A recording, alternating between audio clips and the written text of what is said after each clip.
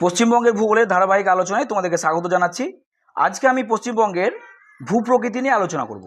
আজকের এই ক্লাসটি সত্যি বলতে কি তোমাদের জন্য খুবই গুরুত্বপূর্ণ, বিশেষ করে তোমরা যারা গ্রাম পঞ্চায়েতের জন্য খাটাখাটনি করছো, আইসিডিএস এর জন্য ঠিক একই রকমভাবে, আপার প্রাইমারি বলো, ডব্লিউবিসিএস বলো বা অন্যান্য সমস্ত পরীক্ষার জন্যই গুরুত্বপূর্ণ আজকের এই ক্লাসটি। ঠিক আছে, যাই হোক তোমরা দেখে নাও আমাদের এই ধারাবাহিক আলোচনায় আজকে আমরা ক্লাস নাম্বার 22 অর্থাৎ আমরা 22 নম্বর ক্লাস নিয়ে আলোচনা করছি।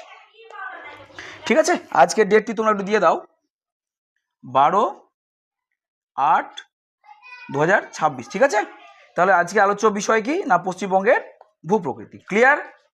চলো দেখো, পশ্চিমবঙ্গের ভূপ্রকৃতি আগে আমরা আলোচনা করার আগেই আমরা এখানে দেখো দুটো আগে ম্যাপ দেখে নেব। তোমরা বুঝতে পারছো, একটি ইন্ডিয়ার ম্যাপ এবং একটি পশ্চিমবঙ্গের ম্যাপ রয়েছে। হ্যাঁ,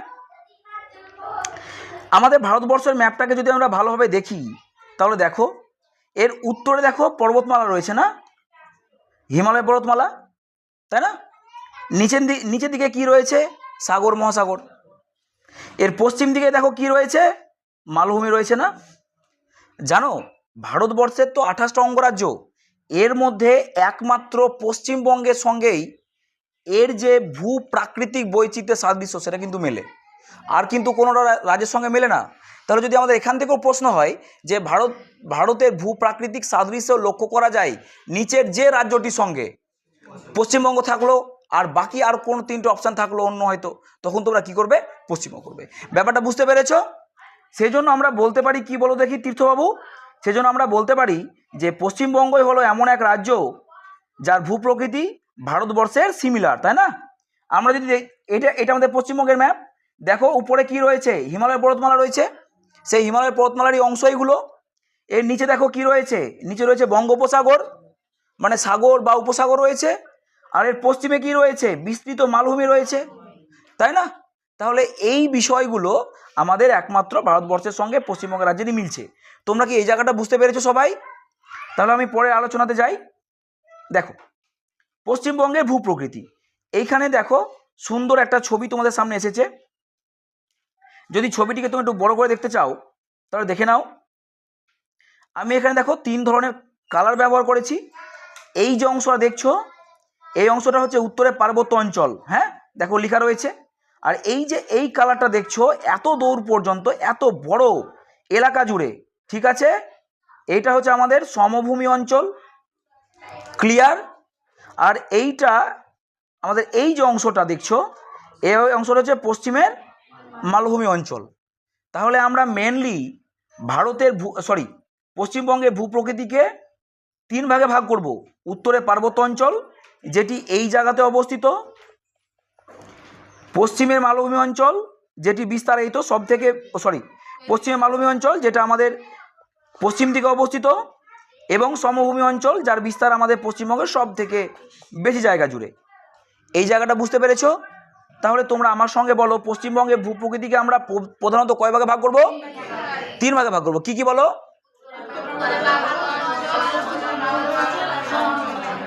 ইয়েস, তাহলে উত্তরে পার্বত্য অঞ্চল, পশ্চিমে মালভূমি অঞ্চল এবং সমভূমি অঞ্চল। ক্লিয়ার? আচ্ছা, এবার আমরা দেখব উত্তরে পার্বত্য অঞ্চল নিয়ে।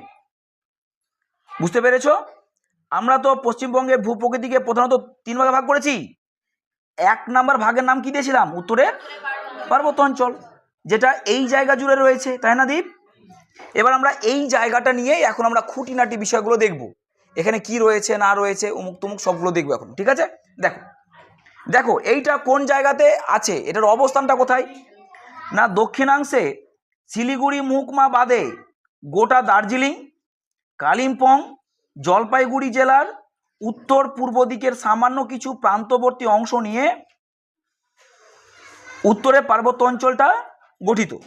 এই অঞ্চলটি দার্জিলিং হিমালয়ের অংশ। আমি আগেই বলেছি এই অঞ্চলটি দার্জিলিং হিমালয়েরই একটা অংশ। নদীগুলি গভীরভাবে নিম্নক্ষয় করায় এই অঞ্চলের ভূমি অত্যন্ত খাড়া এবং বন্ধুর প্রকৃতির। এই অঞ্চলের ভূমির ঢাল উত্তর থেকে দক্ষিণে, মানে এই রকমভাবে, হ্যাঁ, উত্তর থেকে দক্ষিণে এই অঞ্চলের ভূমির ঢাল। মনে রাখবে এগুলো কিন্তু প্রশ্ন হয়, বুঝতে পেরেছো তো? তাহলে এই অঞ্চলের ভূমি ঢাল উত্তর থেকে দক্ষিণে। এইবার আমরা দেখব এর ভূপ্রকৃতি। বন্ধুর পার্বত্য ভূমি, খাড়া ঢাল, গভীর গিরিখাত এই অঞ্চলের প্রধান ভূপ্রাকৃতিক বৈশিষ্ট্য। তিস্তা নদী জানো তো এই অঞ্চলকে দুটি ভাগে ভাগ করেছে। তিস্তা নদী এই অঞ্চলের মানে মাঝখান দিয়ে গেছে এবং এই অঞ্চলটাকে দুটো ভাগে ভাগ করে দিয়েছে। এক হচ্ছে তিস্তার পশ্চিম দিকের পার্বত্য অঞ্চল, দুই তিস্তার পূর্ব দিকের পার্বত্য অঞ্চল। চলো আমরা নিচে ছবির মাধ্যমে এই বিষয়টাকে দেখি ভালোভাবে। তার আগে দেখে নাও একটা ছোট্ট ঘোষণা আছে তোমাদের জন্য। আমি তোমাদের প্রতিযোগিতামূলক পরীক্ষার টিউশন মানে দিয়ে থাকি। হ্যাঁ, তোমরা যদি এরকম সুন্দর উপস্থাপনার মাধ্যমে নিজেদের দক্ষতাকে বাড়াতে চাও তোমরা যোগাযোগ করতে পারো এই নাম্বারে। আর সর্বোপরি তোমাদেরকে বলে রাখি, আমাদের এই চ্যানেলের জন্য আমরা একটি টেলিগ্রাম চ্যানেলও খুলেছি, যার নাম এই চ্যানেলের নামেই দেওয়া আছে, জব টার্গেট বাংলা নামেই। তোমরা এই টেলিগ্রাম চ্যানেলের সঙ্গে যুক্ত হয়ে যাও। যদি তোমরা যুক্ত হও এই টেলিগ্রাম চ্যানেলের সঙ্গে, তাহলে তোমরা কী কী পাবে দেখে নাও। বিনামূল্যে তোমরা PDF ডাউনলোড করতে পারবে, সকল সরকারি চাকরি তোমরা আপডেট পেয়ে যাবে, পরীক্ষার সকল সিলেবাস স্ট্র্যাটেজি পেয়ে যাবে, প্র্যাকটিস সেট এবং মডেল পেপার পেয়ে যাবে, সে সঙ্গে গুরুত্বপূর্ণ নোটিফিকেশান। এক কথায় তোমাদের আর কোনো চিন্তা করার প্রয়োজন নেই, তাই না? তো দেখো, আমরা দেখছিলাম পশ্চিম দিকে পার্বত্য অঞ্চল তিস্তা, ঠিক আছে? এইবার দেখো এইখানে একটা ম্যাপ রয়েছে আমাদের, দেখতে পাচ্ছ তোমরা। এই যে এই দিক দিয়ে একটা নদী বয়ে গেছে, এটাই তিস্তা নদী, বুঝতে পেরেছো? এবার দেখো এটা হচ্ছে তিস্তার ডান দিক, তাই তো? এইটি কি তিস্তার বাম দিক। তাহলে বাম দিকটা হচ্ছে তিস্তার পশ্চিম দিকে পার্বত্য অঞ্চল, মানে আমরা এখন এইটা নিয়ে আলোচনা করব। বুঝতে পেরেছো মান্যবাবু, বুঝতে পেরেছো? তাহলে আমরা তিস্তার বাম দিক মানে পশ্চিম দিকের নিয়ে আলোচনা করব এখন। এইবার দেখে নাও, এখানে দেখো আমাদের, চলো আগে দেখি বিষয়টি। এই অঞ্চলটি দার্জিলিং হিমালয়ের সবচেয়ে উঁচু অংশ। এই অঞ্চলের দুটো পর্বতশ্রেণী, সিঙ্গালিলা এবং একটি দার্জিলিং, বুঝতে পেরেছো তো? তাহলে এই অঞ্চলের দুটো পর্বতশ্রেণী, একটা কি সিঙ্গালিলা এবং অপরটি দার্জিলিং। আমরা যদি ম্যাপে দেখতে চাই তাহলে দেখব যে এই সিঙ্গালিলা শৈলশিরা হচ্ছে তোমার, একটু দেখার চেষ্টা করো, এইখান থেকে এবং এইখান থেকে, বুঝতে পেরেছো? এইটা হচ্ছে আমাদের সিঙ্গালিলা শৈলশিরা, এখানে দেখো মার্ক করে দেওয়া আছে। তাহলে এই সিঙ্গালিলা শৈলশিরা আমাদের নেপাল থেকে ভারতবর্ষকে বিচ্ছিন্ন করছে, বুঝতে পেরেছো?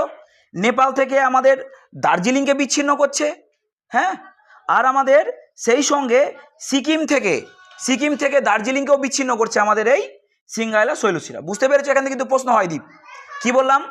এই সিঙ্গালিলা শৈলশিরা নেপাল থেকে ভারতবর্ষকে বিচ্ছিন্ন করছে, নেপাল থেকে দার্জিলিংকে বিচ্ছিন্ন করছে, সিকিম থেকে দার্জিলিংকে বিচ্ছিন্ন করছে। তাহলে এই সিঙ্গালিলা শৈলশিরার একটা যথেষ্ট ভূমিকা রয়েছে। আর সেকেন্ড দেখছি আমরা দার্জিলিং শৈলশিরা। এই দার্জিলিং শৈলশিরাটি হচ্ছে মোটামুটি এই জায়গাতে রয়েছে, ঠিক আছে? এই জায়গাতে রয়েছে দার্জিলিং শৈলশিরা। দেখো এইখানে আমরা কিছু কিছু পর্বত দেখব। এই যে দেখো প্রথমে দেওয়া রয়েছে এই পর্বতের নাম কি হচ্ছে বলো তো? ফালুট। তারপরে সেকেন্ডে আছে দেখো নাম সান্দাকফু বা সান্দাকফু, এইটা হচ্ছে আমাদের টংলু। আর এই দেখো এখানে দেওয়া আছে এটা হচ্ছে আমাদের টাইগার হিল, এটি হচ্ছে দার্জিলিং শৈলশিরা অবস্থিত। তোমরা মনে রাখবে এই যে ফালুট, সান্দাকফু এবং টংলু এই তিনটি পর্বত সিঙ্গালিলা শৈলশিরায় অবস্থিত। পরীক্ষায় এরকমভাবে প্রশ্ন আসে যে নিচের কোন পর্বতটি সিঙ্গালিলা শৈলশিরায় অবস্থিত, বুঝতে পেরেছো? তাহলে আমাদেরকে এইগুলো ভালোভাবে করে যেতে হবে।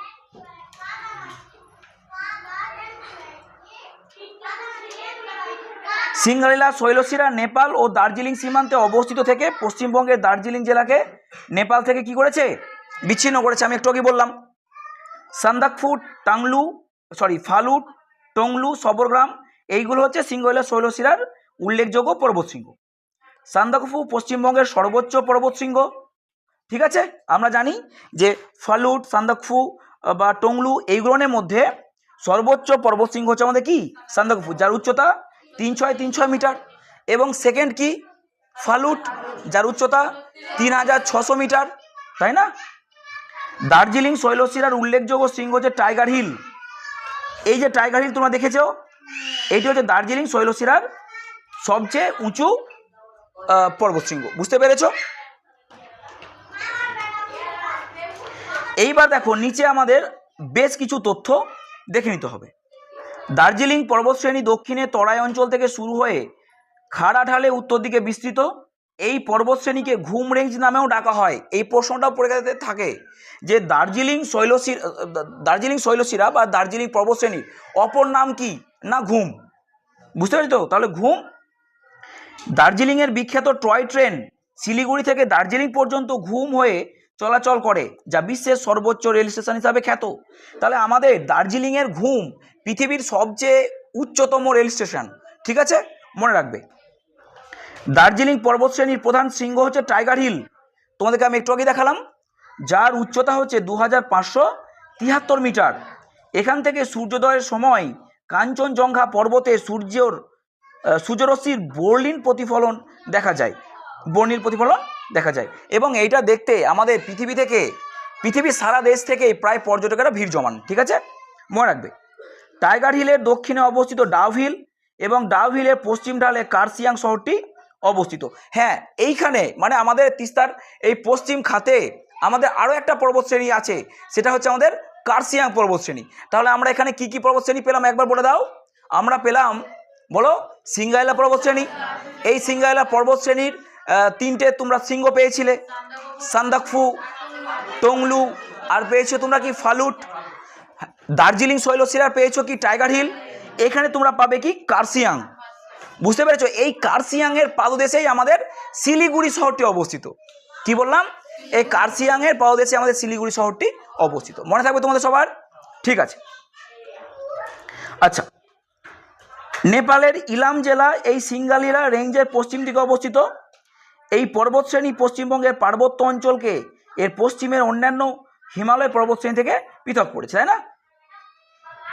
তারপর দেখো, সিঙ্গাইলা পর্বতশ্রেণী নেপাল ও দার্জিলিং অথবা দার্জিলিং ও সিকিমের আন্তঃরাজ্য সীমান্তে অবস্থিত। আমি তাদেরকে বারবার বলেছি সেই কথাটি।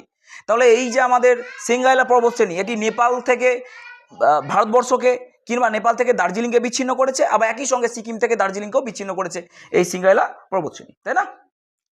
দার্জিলিং হিমালয়ের রানী এবং আদিবাসীদের স্বর্গ নামে পরিচিত। মনে থাকবে সবার? তাহলে দার্জিলিংকে আমরা বলবো হিমালয়ের রানী আর আদিবাসীদের স্বর্গ। দার্জিলিং, এটা কুর্সিয়াং না, কার্সিয়াং হবে। কার্সিয়াং পর্বত শ্রেণীর সর্বোচ্চ শৃঙ্গ হল টাইগার হিল, যেটি উচ্চতা 2573 মিটার। পশ্চিমবঙ্গের সর্বোচ্চ রেল স্টেশনের নাম কি? ঘুম। হ্যাঁ, যার উচ্চতা 2257 মিটার। কালিম্পং শহর অবস্থিত দূরবীনদারা পাহাড়ে। ঠিক আছে, দূরবীনদারা পাহাড় কোথায় আমি দেখাচ্ছি একটু পরে। এশিয়ার বৃহত্তম ভূমিধস প্রবণ অঞ্চল হলো দার্জিলিং জেলার আম্বুটিয়া গ্রাম। এটাও খুব ভালো তথ্য, মনে রাখতে হবে যে এশিয়ার মধ্যে বৃহত্তম ভূমিধস প্রবণ অঞ্চল হচ্ছে আমাদের দার্জিলিং জেলার আম্বুটিয়া গ্রাম। কার্সিয়াং শ্বেত অর্কিডের দেশ নামে পরিচিত। বুঝতে পেরেছ? তাহলে আমাদের ল্যান্ড অফ হোয়াইট অর্কিড নামে পরিচিত কে না কার্সিয়াং। এটি ডাউহিল পর্বতশ্রেণীর পশ্চিম ঢালে অবস্থিত। দার্জিলিংয়ের মংপু অঞ্চল সিংকোনা চাষ ও কুইনাইন কারখানার জন্য বিখ্যাত। এটাও তোমাদেরকে মনে রাখতে হবে। ঠিক আছে, তাহলে এই তথ্যগুলো তোমাদেরকে খুব ভালোভাবে দেখে রাখতে হবে এবং এইগুলো রপ্ত করতে হবে ভালোভাবে। ঠিক আছে, চলো তাহলে আমরা এতক্ষণ দেখলাম তিস্তার পশ্চিম দিকের পার্বত্য অঞ্চল। এবার আমরা দেখব তিস্তার পূর্ব দিকের পার্বত্য অঞ্চল। ছবিতে তোমরা দেখতে পাচ্ছ এটি ছিল আমাদের তিস্তা নদী। এই দিকে আমরা আলোচনা যখন করছিলাম তখন সেটা ছিল তিস্তার পশ্চিম দিকের পার্বত্য অঞ্চল। এইবার আমরা আলোচনা করব এই দিকটা, না? তাহলে এই দিকটা হচ্ছে তিস্তার পূর্ব দিকের পার্বত্য অঞ্চল। বুঝতে পেরেছো? এটা ডান দিকে অবস্থিত। হ্যাঁ, চলো এইবার দেখো, এখানে তিস্তা নদীর পূর্ব দিকের ভূমির উচ্চতা তুলনামূলকভাবে অনেকটাই কম। তিস্তার বাম দিকের ভূমির উচ্চতা ছিল অনেকটা বেশি উঁচু এবং এটা তুলনামূলকভাবে অনেকটাই কম, কারণ এটা আমাদের হিমালয় পর্বতমালার নিচের দিকের অংশ, তো তাই যত যাবে পূর্ব দিকে তত তার ঢালটা কম হবে। এইটুকুটা বুঝতে পেরেছি না বুঝতে পারোনি বলো? দেখো এই জায়গাটা কি, এই জায়গাটা থেকে এই জায়গাটা অপেক্ষাকৃত আমাদের হিমালয় পর্বতমালার পূর্ব দিকে অবস্থিত না? নিচের দিকে অবস্থিত। তো তো সো এই জায়গাটা ঢাল যতটা হবে, এই জায়গাটার ঢাল কি ততটা হবে? নিশ্চয় হবে না। সেই জন্য এই জায়গাটার ঢাল অনেকটাই কি, ঢাল বলছে উচ্চতা, এই জায়গাটা উচ্চতার অনেকটাই কি হবে, কম হবে না? ঠিক আছে। আচ্ছা, এই পূর্ব পার্বত্য অঞ্চলের সর্বোচ্চ শৃঙ্গের নাম হচ্ছে ঋষিলা, মনে রাখবে কিন্তু, এটা খুব গুরুত্বপূর্ণ। তাহলে তাহলে আমাদের তিস্তার পশ্চিম দিকের সর্বোচ্চ পর্বত শৃঙ্গের নাম ছিল কি? সান্দাকফু, যেটা পশ্চিমবঙ্গের সর্বোচ্চ শৃঙ্গ ছিল। এবার তিস্তার ডান দিকের মানে পূর্ব দিকের পার্বত্য অঞ্চলের মধ্যে সর্বোচ্চ শৃঙ্গের নাম হচ্ছে ঋষিলা। বুঝতে পারলে ব্যাপারটা? এই জায়গাতে ছাত্রছাত্রীরা কিন্তু গুলিয়ে ফেলে। আগে ব্যাপারটা বুঝো, তিস্তার বাম দিকের বা তিস্তার পশ্চিম খাতের বা পশ্চিমবঙ্গের সর্বোচ্চ শৃঙ্গ হচ্ছে সান্দাকফু, 36 মিটার। বুঝতে পারলে? আর হচ্ছে তিস্তার ডান দিকের বা তিস্তার পূর্ব দিকের সর্বোচ্চ শৃঙ্গের নাম হচ্ছে আমাদের ঋষিলা। ক্লিয়ার এই জায়গাটা সবার? সবার ক্লিয়ার তো? দেখো, তিস্তা নদীর পূর্বে রয়েছে দূরবিন্দারা, সিনচুলা এবং চোলা পর্বতশিরা বা পর্বত শ্রেণী। বুঝতে পেরেছো? আমরা যদি একটু দেখি তাহলে দেখো, এই যে দূরবিন্দারা দেখছো, এই যে আমাদের এই কালারের যে জায়গাটা রয়েছে, এটি হচ্ছে আমাদের দূরবিন্দারা পর্বত শ্রেণী। এবং দেখো এখানে রয়েছে চোলা, এই জায়গাটা হচ্ছে আমাদের চোলা পর্বত শ্রেণী। বুঝতে পেরেছো সবাই?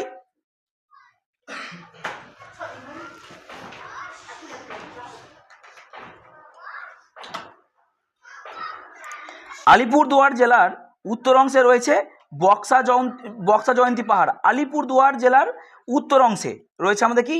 বক্সা জয়ন্তী পাহাড়। এই দেখো আমাদের বক্সা জয়ন্তী, এটা ঠিক আছে। এই জায়গাতে আমাদের বক্সা জয়ন্তী পাহাড়টা অবস্থিত। সাংচুলি বক্সা পাহাড়ের সর্বোচ্চ স্থানের নাম। তাহলে আমাদের এই প্রশ্নটাও গুরুত্বপূর্ণ যে বক্সা পাহাড়ের সর্বোচ্চ স্থানের নাম কি? না সাংচুলি। বক্সাদুয়ার গিরিপথ আলিপুরদুয়ার থেকে ভুটানের প্রবেশ পথ। এই যে দেখছো এইখানে একটি পথের মতো চিহ্ন দেওয়া হয়েছে, এইটি হচ্ছে আমাদের বক্সাদুয়ার গিরিপথ, এবং এই জায়গাটা দিয়েই আমরা কি করি? ভুটানে যাই, তাই না? বা এটাকে আমরা বলি ভুটানের প্রবেশ পথ। তারপর দেখো, সিনচুলা পর্বতশ্রেণী ভুটান ও জলপাইগুড়ি জেলার মধ্যে সাধারণ সীমান্ত গঠন করেছে। এই পর্বতশ্রেণীর দুটি গুরুত্বপূর্ণ শৃঙ্গের নাম মনে রাখবে, রেনিগাঙ্গো এবং ছোট সিনচুলা। ঠিক আছে। বক্সা জয়ন্তী পাহাড় শিবালিক পর্বতের ক্ষয়িত একটা অংশ। এই ভূতত্ত্বটা পরীক্ষাতে খুব আসে এখান থেকে। এইটা, এই অঞ্চলের উত্তর অংশ মূলত আর্কিয়ান যুগের নিঃশিলা দিয়ে গঠিত। এই তথ্যটা কিন্তু পরীক্ষাতে বারবার এসেছে। তাহলে কি না, এই অঞ্চলে উত্তর অংশ মূলত আর্কিয়ান যুগের নিঃশিলা, জাস্ট এইটুকুটা মনে রাখবে, নিঃশিলা দিয়ে গঠিত। ঠিক আছে, আর কিছু মনে রাখার প্রয়োজন নেই। এরপরে আমরা যাব পশ্চিমবঙ্গের উল্লেখযোগ্য শৃঙ্গগুলো, এবার আমরা দেখে নিই। তাহলে আমরা প্রধানত পশ্চিমবঙ্গের ভূপতিকে 3 ভাগে ভাগ করেছিলাম: উত্তরের পার্বত্য অঞ্চল, পশ্চিমের মালভূমি অঞ্চল এবং সমভূমি অঞ্চল। আমরা আলোচনা করলাম উত্তরের পার্বত্য অঞ্চল নিয়ে। এবার হ্যাঁ, উত্তরের পার্বত্য অঞ্চলে আমরা দেখলাম তিস্তা নদীর ডান দিক এবং বাম দিক। এবার এই জায়গাতে আমাদের পশ্চিমবঙ্গের যে উল্লেখযোগ্য শৃঙ্গগুলো আছে সেগুলো একটু দেখে নিই। দেখো এখানে আমরা 10টা শৃঙ্গ দিয়েছি। সান্দাকফু, এটা সিঙ্গাইলা পর্বতশ্রেণীতে অবস্থিত, এর উচ্চতাও দেখো দেওয়া আছে। ফালুট, এটিও সিঙ্গাইলা পর্বতশ্রেণীতে অবস্থিত, এর উচ্চতাও দেওয়া আছে 3595, বা বিভিন্ন জায়গায় তোমরা 3600ও দেখতে পারো। ঠিক আছে। তাও দেখো সবরগ্রাম, এটিও সিঙ্গাইলা পর্বতশ্রেণীতে রয়েছে। ঋষিলা, এটি দার্জিলিং হিমালয় পর্বতশ্রেণীতে রয়েছে। টাংলু সিঙ্গলিলা পর্বতশ্রেণীতে রয়েছে। টাইগার হিল দার্জিলিং কার্সিয়াং সোলেসাতে রয়েছে। রেনিগাঙ্গো দেখো দূরবিন্দারা কালিম্পং শহরে অবস্থিত। ছোট সিনচুলা হবে এটি, ছোট সিনচুলা ডুয়ার্সের সর্বোচ্চ শৃঙ্গের নাম। ঘুম হচ্ছে আমাদের হ্যাঁ দার্জিলিংয়ে অবস্থিত, এবং এটি হচ্ছে পৃথিবীর সর্বোচ্চ রেল স্টেশন। ঠিক আছে। আচ্ছা, এই দেখো ডান দিকে আমি এইগুলোর উচ্চতাও দিয়ে দিয়েছি, একটু পারলে পরে মনে রাখবে। এবার আমরা দেখব পশ্চিমের মালভূমি অঞ্চল। তাহলে পশ্চিমের মালভূমি অঞ্চল কোন জায়গাটা? এই জায়গাটা না, এই জায়গাটা পশ্চিমের মালভূমি অঞ্চল। এখন আমরা এই জায়গাটাকে একটু খুব ভালোভাবে দেখে নেব। অবস্থান দেখো, পশ্চিমবঙ্গের পশ্চিমে অবস্থিত সমগ্র পুরুলিয়া জেলাটা, এই যে দেখছো সমগ্র এই পুরুলিয়া জেলাটা। ঝাড়গ্রাম আছে আমাদের, ঝাড়গ্রাম আছে। পশ্চিম মেদিনীপুর আছে আমাদের, বুঝতে পেরেছো? এই যে পশ্চিম মেদিনীপুর, এই পশ্চিম মেদিনীপুর দেখো এই জায়গাটা, তাই না? এই অংশটা, তাই না দীপ? এরপর দেখো পশ্চিম বর্ধমান আছে আমাদের, পশ্চিম বর্ধমান বলতে এই অংশটা, ঠিক আছে। বাঁকুড়া এবং বীরভূম জেলাও এখানে রয়েছে আমাদের, এই যে বীরভূম জেলা রয়েছে, এই যে আমাদের বাঁকুড়াও রয়েছে এখানে, বুঝতে পেরেছ? পশ্চিমাংশ এই মালভূমির অন্তর্গত। ক্লিয়ার সবার? তাহলে এটার অবস্থানটা সব বুঝতে পারা গেছে। এটার অবস্থান দেখো সমগ্র পুরুলিয়া জেলা, ঝাড়গ্রাম, পশ্চিম মেদিনীপুর, পশ্চিম বর্ধমান, বাঁকুড়া এবং বীরভূম জেলার পশ্চিমাংশ। এই অঞ্চলটি ভারতের প্রাচীন গন্ডোয়ানা ল্যান্ডের অন্তর্গত রাজমহল পাহাড় এবং ছোটনাগপুর মালভূমির পূর্ব দিকের সম্প্রসারিত অংশ বা এটা নিয়েই গঠিত হয়েছে। ক্লিয়ার? সবাই বুঝতে পারছো তো? আচ্ছা, দেখো ভূপ্রকৃতি, যদি ভূপ্রকৃতি দেখি আমরা, তাহলে দেখব এই অঞ্চলে ভূমির ঢাল পশ্চিম থেকে পূর্ব দিকে, মানে এই দিক থেকে এই দিকে বইছে, ঠিক আছে ভূমি ঢালটা। দীপ ক্লিয়ার? আয়তবাবু বুঝতে পারছো? তাহলে আমাদের ঢালটা হচ্ছে পশ্চিম থেকে পূর্ব দিকে, যেটা উত্তরে পার্বত্য অঞ্চলে খেতে ছিল উত্তর থেকে দক্ষিণ দিকে, তাই না?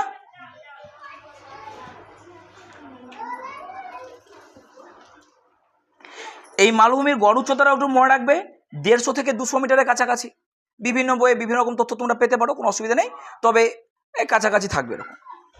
মালভূমির পশ্চিম দিকে দীর্ঘদিন ধরে ক্ষয়প্রাপ্ত পাহাড়গুলি অনুচ্চ টিলার আকারে অবস্থান করে, যাকে আমরা বলবো মোনাডনক। তাকে আমরা কি বলবো? মোনাডনক। বুঝতে পেরেছ?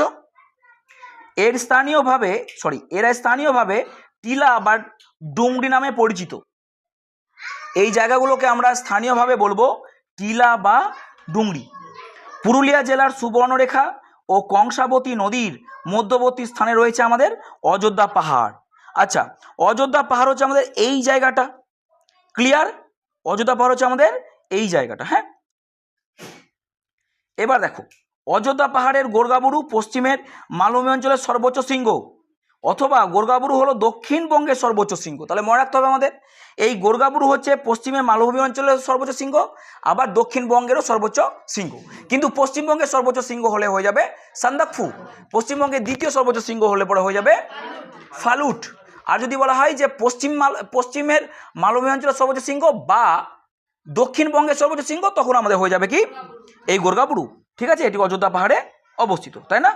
এছাড়া দেখো পুরুলিয়ার বাঘমুন্ডি আছে, পাঞ্চেত, বাঁকুড়া জেলার আছে বিহারীনাথ, শুশুনিয়া, বীরভূমে রয়েছে দেখো মামাভাগ্নে, মথুরাখালী, এরপর দেখো ঝাড়গ্রামে রয়েছে বেলপাহাড়ি পাহাড়। এইগুলো কিন্তু আমাদের অবশিষ্ট পাহাড়ের উদাহরণ হিসাবে পরিগণিত হয়। কেন বলো তো? কারণ এগুলো সবই তো সেই ছোটনাগপুরের সম্প্রসারিত অংশ। এবার এইগুলো ক্ষয় পেয়ে পেয়ে পেয়ে এই সমস্ত মানে এইগুলো তৈরি হয়েছে। তাছাড়া আমাদের পশ্চিমবঙ্গের পশ্চিমের পুরো মালভূমিটাই তো ছোটনাগপুরের মানে ক্ষয় পেয়ে তৈরি হয়েছে। ঠিক আছে, এসবগুলো মনে রাখতে হবে। আর কোন জায়গায় কোন কোন পাহাড় রয়েছে এইগুলোর দিকেও আমাদের খেয়াল রাখতে হবে, তাই না? আচ্ছা, এবার দেখে নাও ভূতত্ত্বটা। এর ভূতত্ত্বটাও যথেষ্ট গুরুত্বপূর্ণ কিন্তু। এই অঞ্চলটি ছোটনাগপুর মালভূমির প্রসারিত অংশ, আর্কিয়ান যুগের গ্রানাইট এবং নিস। মনে থাকবে আমাদের উত্তরে পার্বত্য অঞ্চলটা ছিল শুধু নিস, এখানে কি দেখতে পাচ্ছ? গ্রানাইট এবং নিস, চুন জাতীয় বেলে পাথর, কাদা পাথর এবং কোয়ার্টজাইট শিলা দ্বারা গঠিত। এই জায়গাগুলো কিন্তু খুব গুরুত্বপূর্ণ, মনে রাখতে হবে কিন্তু। আর হ্যাঁ, দেখবে তোমরা এই যে দেখো একটা ছবি তোমাদের এখানে দেওয়া হয়েছে পশ্চিমের মালভূমি অঞ্চলের ছবিটা। এই জায়গাটা যদি আমরা দেখি তাহলে আমরা দেখব যে এইটা আমাদের অযোধ্যা পাহাড়ের সর্বোচ্চ শৃঙ্গ রয়েছে গোর্গাবুরু, তাই না? এখানে আমাদের দেখো মাইথন বাঁধ, পাঞ্চেত পাহাড় এসবগুলো রয়েছে। হ্যাঁ, এবার দেখো এখানে আছে আমাদের মামাভাগ্নে পাহাড়। ঠিক আছে, তোমরা এইগুলোকে একটু দেখে নিও। এ দেখো বিহারীনাথ আছে, তারপরে আমাদের শুশুনিয়া আছে। এইবার দেখো এই জায়গাটা দেখে একটু দেখো তোমরা, আদ্রা দেখেছ? এটা পুরুলিয়া আদ্রা। এই আদ্রার উপর দিয়েই কিন্তু আমাদের কর্কট ক্রান্তি রেখা 23 ডিগ্রি নর্থ বয়ে গেছে। বুঝতে পেরেছ? এই জায়গাটার উপর দিয়েই কিন্তু আমাদের গেছে কর্কট ক্রান্তি রেখাটি। ক্লিয়ার সবার? আচ্ছা, চলো আরও কিছু আমরা গুরুত্বপূর্ণ তথ্য এখানে নিয়ে নিই। বীরভূম জেলার বক্রেশ্বরে উষ্ণ প্রস্রবণ রয়েছে, আমরা জানি প্রত্যেকে এটা।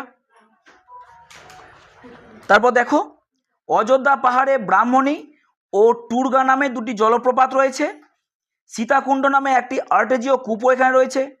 বাঁকুড়া জেলার বিহারীনাথ পাহাড়কে পশ্চিমবঙ্গের আরাকু উপত্যকা বলা হয়। এটা কিন্তু মনে রাখতে হবে, খুব গুরুত্বপূর্ণ প্রশ্ন। তাহলে বাঁকুড়া জেলার বিহারীনাথ পাহাড়কে আমরা বলবো পশ্চিমবঙ্গের আরাকু ভ্যালি বা আরাকু উপত্যকা। বক্রেশ্বর নদীর ডান তীরে এক ঝাঁক সালফিউরাস উষ্ণ প্রস্রবণ রয়েছে। বক্রেশ্বরের এই বাত্রকুণ্ড ও অগ্নিকুণ্ডতে sulphate, chloride, sodium, ions, radon এমনকি আর্গনও পাওয়া যায়। এছাড়া বীরভূম জেলার খয়রাসোল ও মোহাম্মদবাজার থানা অঞ্চলে কতগুলো আর্টেজিও কূপও কিন্তু দেখা যায়। ঠিক আছে, তাহলে এখান থেকে আমরা মনে রাখবো বাঁকুড়া জেলার বিহারীনাথ পাহাড়কে বলছি পশ্চিমবঙ্গের আরাকু উপত্যকা। ঠিক আছে, এই জায়গাটা কিন্তু আমাদেরকে মনে রাখতে হবে। এইবার দেখো, হ্যাঁ দেখো, একটা ছোট্ট কথা তোমাদের সঙ্গে শেয়ার করি। আমি শুধুমাত্র ইউটিউবে এখন ক্লাস করাচ্ছি বলে এমনটা নয়, কিন্তু আমি তোমাদের অফলাইনেও একই মান এবং আধুনিক পদ্ধতিতে তোমাদেরকে ক্লাস করাই। বুঝতে পারছি তো? সেই জন্য তোমরা যদি অফলাইনে আমার কাছে এইরকম প্রতিযোগিতামূলক পরীক্ষার জন্য তৈরি হতে চাও, অবশ্যই তোমরা যোগাযোগ করতে পারো। ঠিক আছে, আচ্ছা, এইবার আমরা দেখলাম পশ্চিমের মালভূমি অঞ্চল। এবার দেখে নিই পশ্চিমের মালভূমি অঞ্চলের উল্লেখযোগ্য পাহাড়গুলো। একটু আগে আমরা দেখলাম উত্তরের পার্বত্য অঞ্চলের শৃঙ্গগুলো, এবার আমরা দেখব কি পশ্চিমের মালভূমি অঞ্চলের উল্লেখযোগ্য পাহাড়গুলো। দেখে নাও, অযোধ্যা, ঠিক আছে, এটি পুরুলিয়া জেলায় রয়েছে। এবার কোন পাহাড় কোন জেলায়, এইগুলো কিন্তু আমাদেরকে মনে রাখতে হবে। ঠিক আছে, বাঘমুন্ডি দেখো পুরুলিয়া জেলায়, পাঞ্চেত পুরুলিয়া জেলায়। আচ্ছা, তোমরা এটা দেখে নিও। বুঝতে পেরেছ?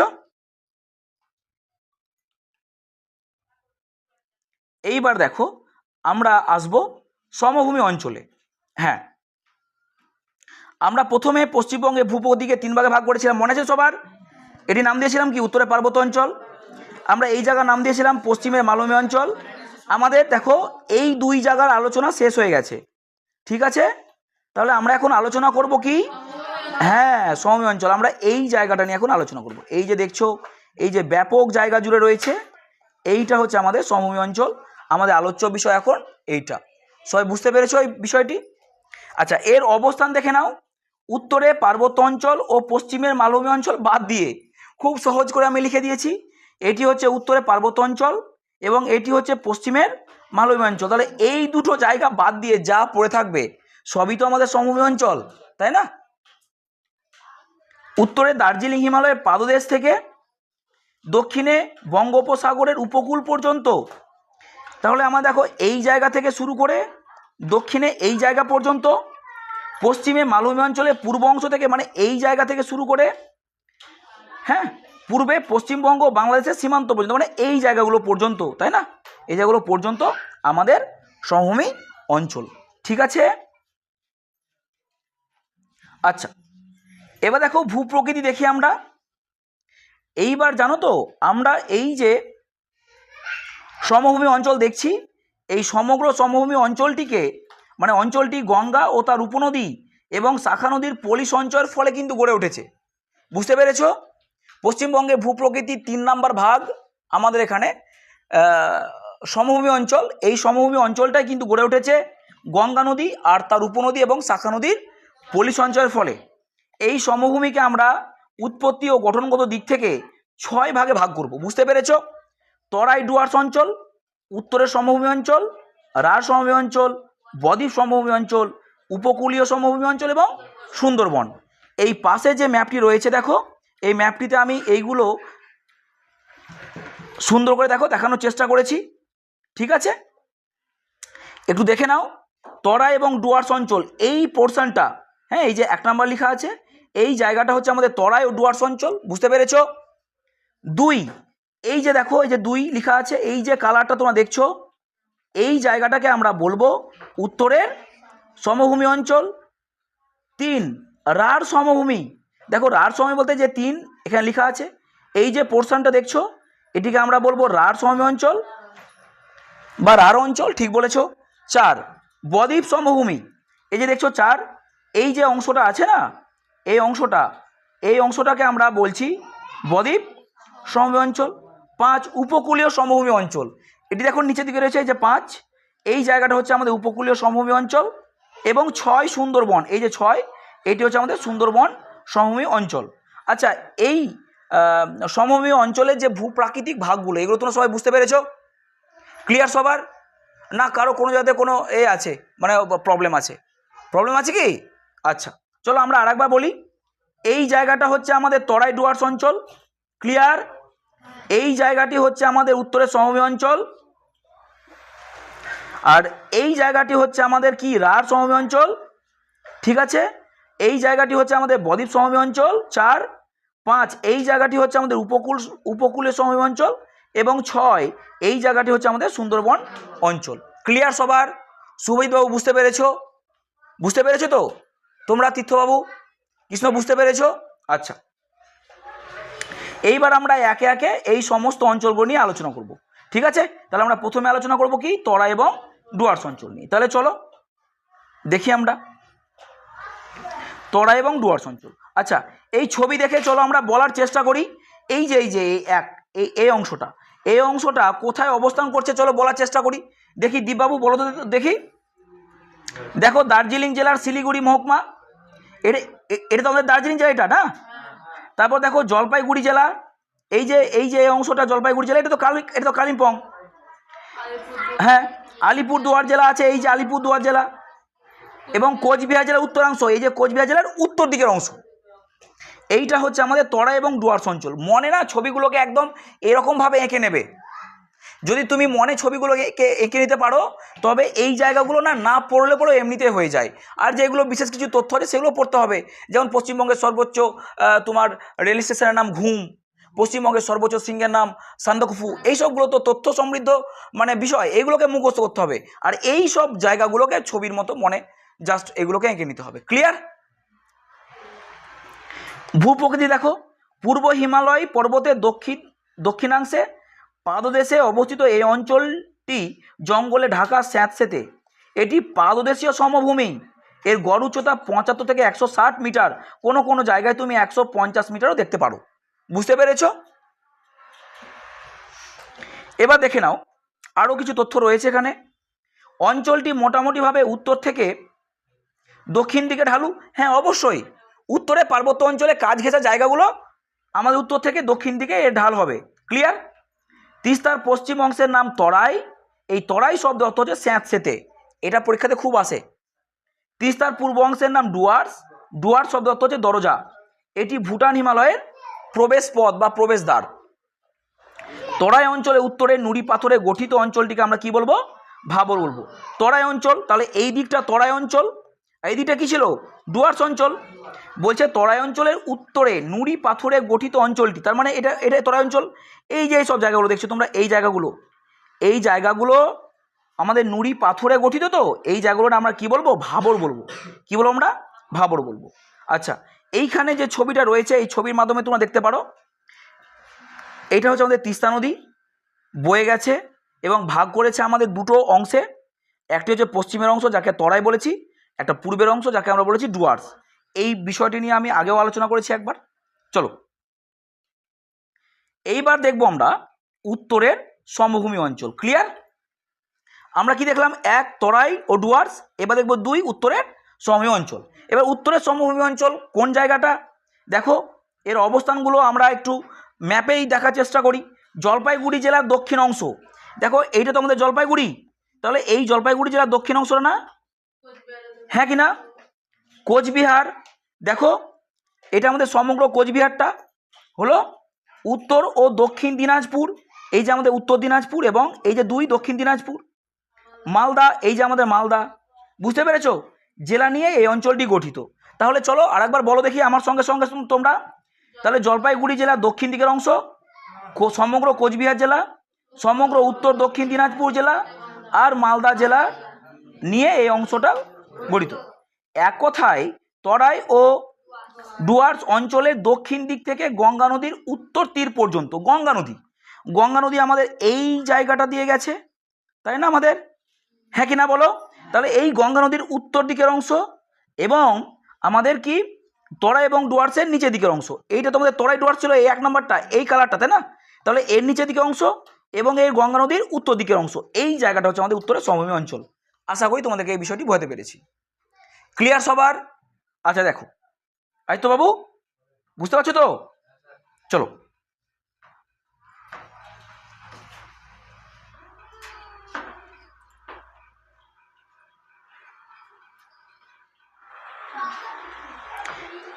এরা আমরা ভূপ্রকৃতি একটু দেখে নিই। আচ্ছা, তিস্তা, তোরসা, মহানন্দা নদীর পলি জমে এই অঞ্চলটি গড়ে উঠেছে। তাহলে এই অঞ্চলটি গড়ে উঠেছে কি? তিস্তা, তোরসা এবং মহানন্দা নদীর পলি জমে। এবার আমরা দেখে নিই, এই যে দেখো এইখান দিয়ে নদীটি উৎপত্তি হয়ে আমাদের উত্তর দিনাজপুরে গা ঘেঁষে চলে গেছে একদম, ঠিক আছে?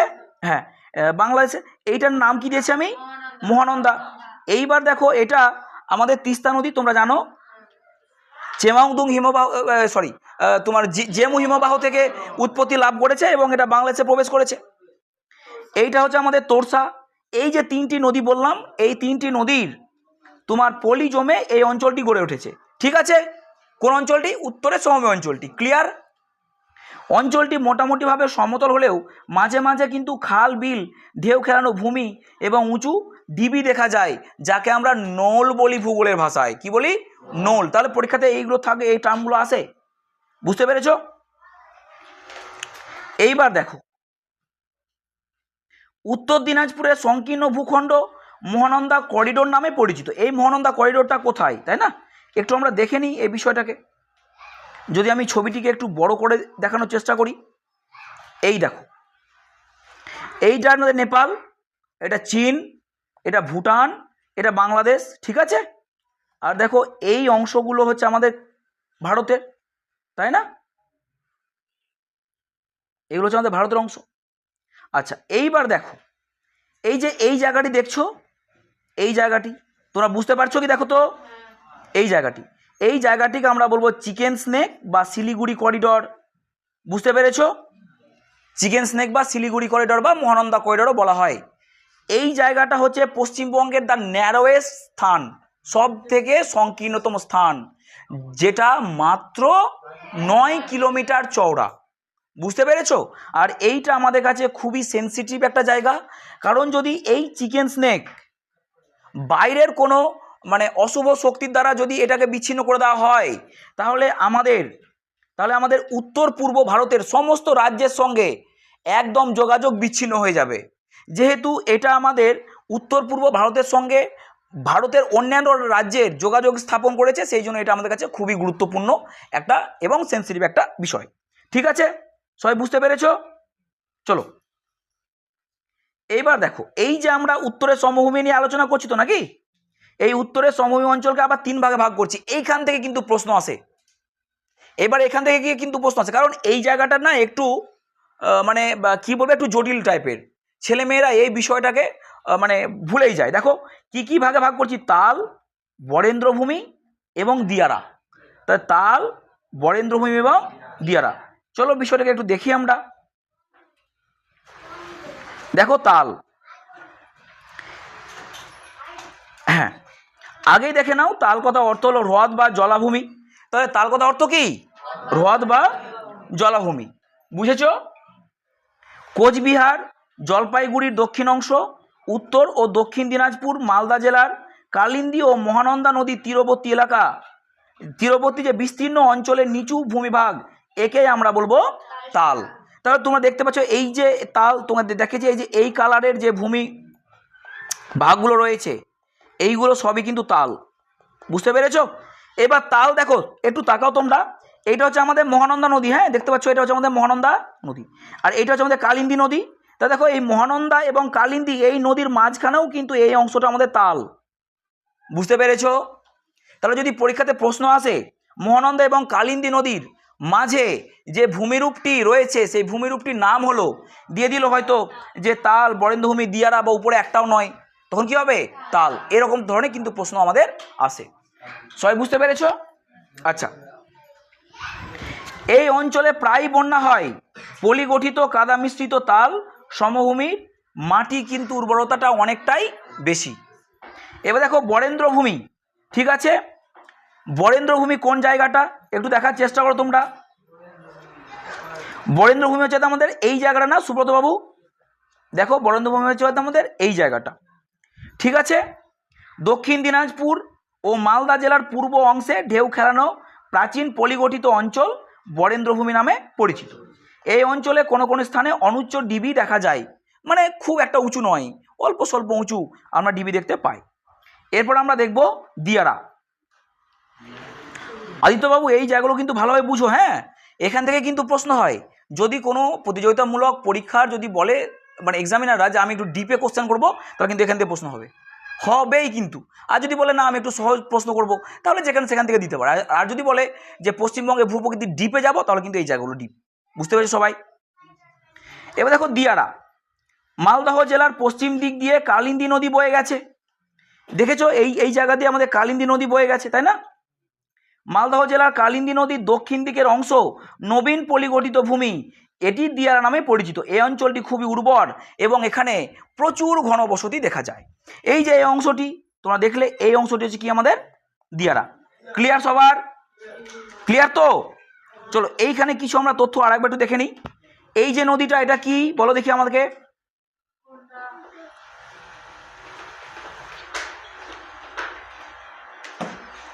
এই নদীটি হচ্ছে আমাদের মহানন্দা নদী, এটি হচ্ছে আমাদের কালিন্দী নদী।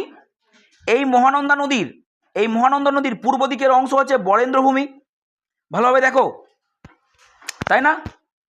আর এই কালিন্দী নদীর এই যে দক্ষিণ দিকের অংশ বলতে পারো বা পশ্চিম দিকের অংশ বলতে পারো, দক্ষিণ পশ্চিম বলবে সবথেকে ভালো হবে। কালিন্দী নদীর দক্ষিণ পশ্চিম দিকের এই অংশটা হচ্ছে কি আমাদের দিয়ারা। আর মহানন্দা এবং কালিন্দী নদীর মাঝখানে রয়েছে তাল। বুঝতে পেরেছো এই জায়গাগুলো? বিশেষ তথ্য দেখো, কালিন্দী নদীর উত্তরের অংশের নাম তাল। এই জায়গাটিকে যদি আমি আরেকবার তোমাদেরকে দেখানোর চেষ্টা করি, চলো। কালিন্দী নদীর উত্তরের অংশের নাম তাল, এটা তো কালিন্দী নদী, তাহলে এই যে উত্তরের অংশ দেখছো তো, এই উত্তরের অংশ এটা হচ্ছে কি তাল। কালিন্দী নদীর দক্ষিণ অংশের নাম দিয়ারা, এই যে এটা দক্ষিণ বা তুমি পশ্চিমও বলতে পারো। মহানন্দা নদীর পূর্ব অংশের নাম হচ্ছে বরেন্দ্রভূমি, এই যে এই অংশটার নাম, ঠিক আছে, আমাদের বরেন্দ্রভূমি। ক্লিয়ার সবার? চলো, হ্যাঁ, যদি তোমরা আমার কাছে অফলাইনে টিউশন নাও, তাহলে তোমরা দেখো উপকৃত হতে পারবে পশ্চিমবঙ্গের সব ধরনের প্রতিযোগিতামূলক পরীক্ষার।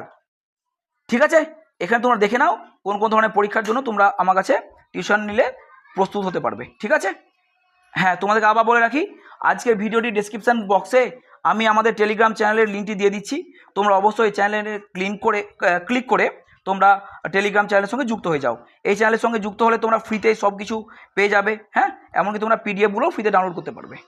তারপর দেখো, এবার দেখছি আমরা তিনে কী ছিল বলো তো? রাঢ় সমভূমি, তাই না? রাঢ় সমভূমি কোন জায়গাটা বলেছি? এই জায়গাটা সবাই দেখার চেষ্টা করো, তাই না? যিশুবাবু ঠিক তো? দেখো, পশ্চিমের মালভূমি ও বদ্বীপ অঞ্চলের মধ্যবর্তী সামান্য ঢেউ খেলানো সমভূমি, তাই না? এই জায়গাটি মুর্শিদাবাদ ও পূর্ব বর্ধমান জেলার পশ্চিম অংশ, বীরভূম, বাঁকুড়া, পশ্চিম মেদিনীপুরের পূর্ব অংশ রাঢ় অঞ্চলের অন্তর্গত, তাই না? বলো ব্যাপারটা। তাহলে আমরা কি দেখছি? আমরা দেখছি মুর্শিদাবাদ, এই যে মুর্শিদাবাদ আমাদের। পূর্ব বর্ধমান, দেখো এই যে আমাদের পূর্ব বর্ধমান জেলার পশ্চিম দিকের অংশ, মানে এই অংশ। বীরভূম, বাঁকুড়া, আমাদের এখানে রয়েছে কি বীরভূম, ঠিক আছে। তারপর দেখো বাঁকুড়া রয়েছে আমাদের এখানে, এই বাঁকুড়ার এই জায়গাটা। তারপর দেখবো আমরা পশ্চিম মেদিনীপুরের, ঠিক আছে, এই যে পশ্চিম মেদিনীপুরের এই জায়গাগুলোকে আমরা বলবো কি না রাঢ় সমভূমি। ভূপ্রকৃতি কি দেখো এখানকার, লাল মাটি দিয়ে গঠিত বলে এই অঞ্চলের নাম কি? রাঢ়। সাঁওতালি রাঢ় কথা অর্থ হচ্ছে পাথুরে জমি, পরীক্ষাতে এটাও থাকতে পারে। এই থেকে কিন্তু রাঢ় শব্দটি এসেছে। ভূমির ঢাল পশ্চিম থেকে পূর্ব দিকে, মানে এই দিক থেকে এই দিকে ভূমির ঢাল। এর গড় উচ্চতা 75 থেকে 150 মিটার। মালভূমি অঞ্চলে ক্ষয়ীভূত পদার্থ সঞ্চয়ের ফলেই এই সমমিটার সৃষ্টি হয়েছে। ল্যাটেরাইট জাতীয় লাল মাটির আধিক্য দেখা যায় এখানে। হাজার বছর ধরে লাল কাঁকুড়ে মাটি ক্ষয় হয়ে সৃষ্টি হয়েছে এই অংশটি। বিশেষ তথ্যতে দেখে নাও তো, পশ্চিম মেদিনীপুর জেলার গড়বেতার গনগনিতে অবস্থিত বধভূমিকে বলা হয় পশ্চিমবঙ্গের গ্র্যান্ড ক্যানিয়ন। এটা খুব সুন্দর তথ্যদ্বীপ। তাহলে কি মনে রাখবে? পশ্চিম মেদিনীপুর জেলার গড়বেতার গনগনিতে অবস্থিত যে বধভূমি, তাকে আমরা বলবো পশ্চিমবঙ্গের গ্র্যান্ড ক্যানিয়ন। তারপর দেখো, এবার আমরা দেখব বদ্বীপ সমভূমি। হ্যাঁ, আমাদের আলোচনার এই জায়গাটি একটু বড়, তারপরে বাকি দুটো খুবই ছোট ছোট আলোচনা আমাদের আছে। বুঝতে পেরেছো? দেখি অবস্থান। তাহলে বদ্বীপ সমভূমি কোন জায়গাটা? এই জায়গাটা। আর জানো তো এই জায়গাটা হচ্ছে আমাদের সমভূমির সব থেকে বড় জায়গা, না? তোমরা দেখতে পাচ্ছ এটা সব থেকে বড়, বেশি অংশ নিয়ে আছে এই অংশটা, ঠিক আছে। যদি গরম সহ্য না হয় তো একটু ফ্যানটা চালাও, কী করবে, ঠিক আছে? আচ্ছা, তোমরা এমনিতে শব্দ করবে না, আস্তে আস্তে থাকো, হ্যাঁ? চলো যাক, দেখে নাও। দেখো তো মুর্শিদাবাদের পূর্বাংশ, ঠিক আছে? আস্তে, সবাই ক্লাসটা মন দিয়ে করো। এই মুর্শিদাবাদ জেলার পূর্ব দিকের অংশ, এই জায়গাটা পুরোটাই নদিয়া এটা আমাদের হাওড়া, হুগলি, ঠিক আছে? এই যে হাওড়া, এই যে হুগলি, হ্যাঁ, পূর্ব বর্ধমান, পশ্চিম মেদিনীপুরের পূর্ব অংশ নিয়ে আমাদের এই বদ্বীপ সমভূমি অঞ্চলটি গড়ে উঠেছে। এর ভূপ্রকৃতির দিকে যদি আমরা তাকাই, কি দেখতে পাবো? দেখো, এটি পশ্চিমবঙ্গের বৃহত্তম ভূপ্রাকৃতিক অঞ্চল। এটি সব থেকে বড় না? তোমাদেরকে আমি একটু আগে বললাম তো নাকি, এসব সব থেকে বড় জায়গা। এই বদ্বীপ সমভূমি পৃথিবীর বৃহত্তম গাঙ্গেয় বদ্বীপের একটা অংশ। নদীবাহিত পলি সঞ্চয়ের ফলে এই সমভূমি সৃষ্টি হয়েছে। এইবার এই বদ্বীপ সমভূমিকে আমরা 3টি ভাগে ভাগ করব। বুঝতে পেরেছ? কি কি ভাগ? না তো মৃতপ্রায় বদ্বীপ, মানে যেখান থেকে আর বদ্বীপ গঠন হয় না। পরিণত বদ্বীপ, মানে বদ্বীপ গঠনের কাজটা পরিণত হয়েছে। সক্রিয় বদ্বীপ, মানে যেখানে বদ্বীপ গঠনের কাজ আমাদের এখনও চলছে, ঠিক আছে? যদি আমরা ছবিতে দেখি তাহলে আমরা এখানে দেখব এই বিষয়টিকে। এই জায়গাটি হচ্ছে আমাদের মৃতপ্রায় বদ্বীপ, এই জায়গাটি হচ্ছে আমাদের মানে এই জায়গাগুলো পুরোটাই মৃতপ্রায় বদ্বীপ, মানে এই কালার যেখানে রয়েছে, ঠিক আছে? আর পরিণত বদ্বীপ দেখো এই অংশটা, ঠিক আছে? এবার দেখো সক্রিয় বদ্বীপ, আমাদের এই অংশটা পরিণত বদ্বীপ। আর সক্রিয় বদ্বীপ তোমরা দেখছো আমাদের এই অংশটা হচ্ছে আমাদের কি সক্রিয় বদ্বীপ। আমি কি বোঝাতে পেরেছি তোমাদেরকে?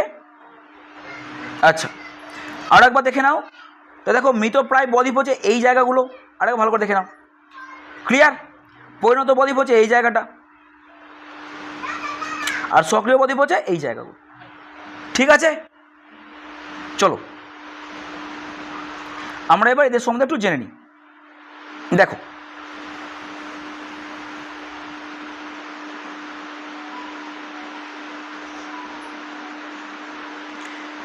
প্রথমে আমরা দেখছি মৃতপ্রায় বদ্বীপ। মুর্শিদাবাদ ও নদিয়া জেলার সমভূমি মৃতপ্রায় বদ্বীপ সমভূমি নামে পরিচিত, তাই না? তাহলে মুর্শিদাবাদ এবং নদিয়া জেলার সমভূমি, তাহলে এই জায়গাটা এবং এই জায়গাটা সমভূমি হচ্ছে মৃতপ্রায় বদ্বীপের উদাহরণ। কারণ পূর্বে এই অঞ্চলের নদীগুলি বদ্বীপ গঠনের কাজে সক্রিয় ছিল, কিন্তু বর্তমানে ভাগীরথী নদী তার গতিপথ পরিবর্তন করে দিয়েছে, ফলে অধিকাংশ নদীগুলি মজে গেছে, মানে প্রায় বন্ধ হতে চলেছে। এই অঞ্চলকে আমরা কি বলবো? বাগড়ি অঞ্চলও বলবো, ঠিক আছে? তাহলে আমরা এই অংশগুলোকে কি বলছি? আমরা বাগড়ি অঞ্চল। এবার দেখো পরিণত বদ্বীপ। সমগ্র কলকাতা, হুগলি, হাওড়া, পূর্ব মেদিনীপুর ও উত্তর 24 পরগনার কিছু অংশে বদ্বীপ গঠনের কাজ প্রায় শেষের দিকে। এই অঞ্চলকে বলা হবে পরিণত বদ্বীপ, ঠিক আছে? এই জায়গাগুলোকে বলা হয় পরিণত বদ্বীপ, এই জায়গাগুলোকে। এখানে নদী বাঁক দেখা যায় ও নদীগুলি প্রায় গতিপথ বদলে গিয়ে অন্য খাতে এরা বইতে শুরু করে দেয়, ঠিক আছে? চলো সক্রিয় বদ্বীপ। সক্রিয় বদ্বীপ যদি আমরা দেখি,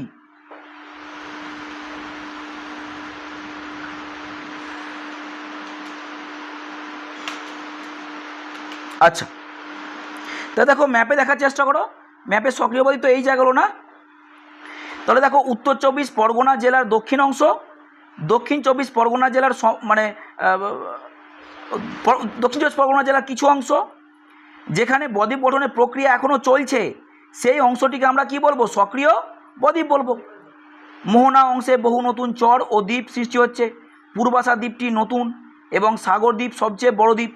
তাহলে যদি বলা হয় যে নতুন একটা দ্বীপের উদাহরণ দাও, তাহলে কি বলবে? পূর্বাশা। আর সবচেয়ে বড় দ্বীপের নাম কি? সাগর দ্বীপ। এই অঞ্চলের গড় উচ্চতা হচ্ছে 10 মিটার। সুন্দরী গাছ থাকার জন্য এই সক্রিয় বদ্বীপ অঞ্চল সুন্দরবন অঞ্চল নামে পরিচিত, ঠিক আছে? এবার দেখব আমরা উপকূলীয় সমভূমি অঞ্চল। আমাদের ক্লাসের আজকে প্রায় শেষের দিকে আমরা পৌঁছে গেছি, ঠিক আছে? তোমরা বাকি ক্লাসটাও খুব মন দিয়ে দেখো। উপকূলীয় সমভূমি অঞ্চল, আমরা এই যে 5 নাম্বারটা দেখেছি না, মার্ক করছি, এইটা আমাদের উপকূলীয় সমভূমি অঞ্চল, ঠিক আছে? এই অংশটা। পূর্ব মেদিনীপুরের বঙ্গোপসাগরের তীরবর্তী অঞ্চল উপকূলের সমভূমি বা বালিয়াড়ি নামে পরিচিত। ভূপ্রকৃতি দেখে নাও। উত্তর দক্ষিণে এই সমভূমি 5 থেকে 10 কিলোমিটার চওড়া, পূর্ব পশ্চিমে প্রায় 50 কিলোমিটার লম্বা, বা এটা কোনো কোনো বইয়ে তুমি 60 কিলোমিটারও দেখতে পারো। এই সমভূমি বায়ু ও নদী দ্বারা বাহিত বালি ও কাদায় গঠিত। এখানে অসংখ্য বালিয়াড়ি দেখা যায়। কাঁথি ও দীঘার বালিয়াড়ি এইগুলির মধ্যে উল্লেখযোগ্য বালিয়াড়ি। বালিয়াড়িগুলি উপকূলের সমান্তরালে পূর্ব পশ্চিমে বিস্তৃত, তাই না? বালিয়াড়িগুলি সমান্তরালে পূর্ব পশ্চিমে বিস্তৃত। দুটি বালিয়াড়ির মাঝে নিচু অংশে জলাভূমি দেখা যায়। একটু এক্সট্রা তথ্য তোমরা নিয়ে নাও তো এখান থেকে। পূর্ব মেদিনীপুরের উপকূল এলাকা কাঁথির জুনপুর থেকে ডিফেন্স রিসার্চ অ্যান্ড ডেভেলপমেন্ট অর্গানাইজেশনের পক্ষ থেকে ক্ষেপণাস্ত্র পরীক্ষা করার পরিকল্পনা কিন্তু নেওয়া হয়েছে। মানে এই জায়গাতে আমরা কি করতে পারি, এই জায়গাতে আমরা ক্ষেপণাস্ত্র পরীক্ষা করতে পারি, যেটা DRDO এর মাধ্যমে। এখান থেকে 2 কিলোমিটারের মধ্যেই রয়েছে হরিপুর, যেখানে 2006 সালে পরমাণু বিদ্যুৎ কেন্দ্র তৈরির ঘোষণা হয়েছিল। এই তথ্যগুলো তোমাদের পরীক্ষাতে আসবে না, একটু জানিয়ে রাখলাম যাতে তোমরা সমৃদ্ধ হতে পারো সেই জন্য। এবার দেখো আমাদের আজকের সমভূমির শেষ ভাগ সুন্দরবন নিয়ে দেখব। এর অবস্থান এই যে সুন্দরবন তোমরা দেখতে পাচ্ছ 6 নম্বর লেখায় সুন্দরবন, এই জায়গাটি। তাহলে এই জায়গাটি কোথায় আছে বলো দেখি দ্বীপ? এটি উত্তর 24 পরগনার দক্ষিণ দিকের অংশ এবং দক্ষিণ 24 পরগনার পুরোটাই। তাহলে উত্তর ও দক্ষিণ 24 পরগনার দক্ষিণাংশে সুন্দরবনটা অবস্থিত। ভূপ্রকৃতি কি দেখি? পলিগঠিত নিচু সমতল ভূমি, কর্দমাক্ত ও লবণাক্ত জলাভূমি, জলের মতো ছড়ানো অসংখ্য শাখা নদী, দ্বীপ, চর, খাঁড়ি ইত্যাদি এই অঞ্চলে ভূপ্রাকৃতিক বৈশিষ্ট্য। সক্রিয় বদ্বীপের অংশ হওয়ায় পলি সঞ্চয় দ্বারা নতুন নতুন দ্বীপ এবং তাদের গঠন কাজ এখনও কিন্তু চলছে। নদীগুলি খাঁড়ি সৃষ্টি করে সমুদ্রে মিশে গেছে। হ্যাঁ, আর দেখো সমুদ্রের গভীর অংশে পলি জমে চর দ্বীপের আকারে নতুন ভূখণ্ডের সৃষ্টি হয়েছে। পরবর্তীকালে এই চর বা দ্বীপগুলি পরস্পর যুক্ত হয়ে অবিচ্ছিন্ন ভূখণ্ডে পরিণত হয়ে যায়। নদীগর্ভ ছাড়া সুন্দরবনের সমস্ত অংশই সমতল। কি বললাম আদিত্যবাবু? আমি বললাম নদীগর্ভ ছাড়া সুন্দরবনের সমস্ত অংশটাই সমতল, মানে প্লেন জলাভূমি। সমুদ্র সমতল থেকে যার উচ্চতা 3 থেকে 4 মিটারের কাছাকাছি। জোয়ারের সময় বিস্তীর্ণ অঞ্চল জলের তলায় ডুবে যায় এবং কাদাময় ভূমির সৃষ্টি করে। স্বাভাবিক ব্যাপার, এর বঙ্গোপসাগরের তীরে অবস্থিত, জোয়ারের সময় জল চলে আসে, তাই না? এই অঞ্চলে ভূমিকে প্রকৃতি অনুযায়ী আবার 2 ভাগে ভাগ করছি, একটি বাদা এবং অপরটি আবাদা। বাদা কি? কর্দমাক্ত নিচু জলাভূমি ও বনভূমি বাদা নামে পরিচিত, ঠিক আছে? এবং আবাদা কি? যেসব অঞ্চলে চাষবাস করা হয় সেটা আবাদা। তাহলে আবাদা হচ্ছে যেখানে চাষবাস করা হবে, আর বাদা হচ্ছে যেখানে চাষবাস করা হবে না। এটি নিচু ভূমি, জলাভূমি, স্যাঁতসেঁতে ভূমি। বুঝতে পেরেছ? এর ভূতত্ত্বটা দেখে নাও। হলসিন অধিযুগের নবীন পলি, যা জোয়ার ভাটার প্রভাবে পলল ও কাদাকণা সমৃদ্ধ সেই অপরিণত পদার্থ সঞ্চিত হয়ে এই এলাকাটিকে গড়ে তুলেছে। ঠিক আছে, তাহলে দেখে নাও। আজকের সম্পূর্ণ আলোচনাটি দেখার জন্য তোমাকে অসংখ্য ধন্যবাদ জানাচ্ছি। নির্ভুল, নিদারুণ ও সুন্দর উপস্থাপনার মাধ্যমে গল্পের ছলে যদি তোমরা বিষয়ের গভীরে গিয়ে যে কোনো বিষয়কে বুঝতে চাও, তবে তোমাকে অবশ্যই আমাদের সঙ্গে যোগাযোগ করতে হবে। আমি তোমাদের শেষে প্রতিদিন একটা কথাই বলি, আমরা একসাথে শিখবো এবং একসাথে আমরা এগিয়ে চলবো। ঠিক আছে, তাহলে তোমার সঙ্গে দেখা হবে পরবর্তী দিনে নতুন একটি সুন্দর ভিডিও নিয়ে। তোমাদেরকে বলে থাকি যে আমি পরবর্তী দিনে আলোচনা করব পশ্চিমবঙ্গের নদ নদী নিয়ে। ঠিক আছে, সেই জন্য তোমরা অবশ্যই আমাদের পাশে থাকবে।